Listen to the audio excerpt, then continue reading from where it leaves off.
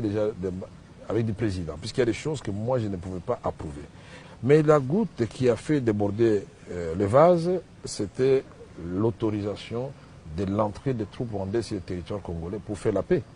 Et moi j'étais étonné, et d'ailleurs, pour la petite histoire, c'est la radio Okapi qui m'a appelé, Monsieur Kamere, qu'est-ce que vous pensez de l'entrée des troupes rwandaises sur le territoire congolais? J'ai dit, je ne suis pas au courant. Il dit, regardez France 24, effectivement, il y a eu des colonnes de militaires. J'ai répondu au journaliste des radios Okapi.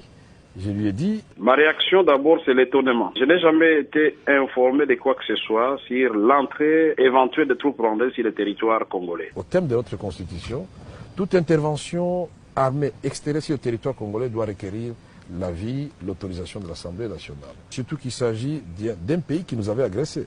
Le stigmate de la guerre, de l'agression était encore là. C'est mon fief, moi je suis dit Kivu, président de l'Assemblée nationale, mais je viens de quelque part. Mais comment puis-je accepter que les gens entrent sans prendre les précautions, tout en sachant que les gens peuvent se régler des comptes et ce sont les Congolais qui vont mourir? Et ça n'a pas plu au chef. Hein. J'ai expliqué au président, je n'étais pas le seul à le faire, le général Letumba l'avait dit à partir de Kisangani, mais lui, on nous a intimidés nous deux. Il est revenu sur sa parole le soir. Moi, j'ai dit non, j'assume.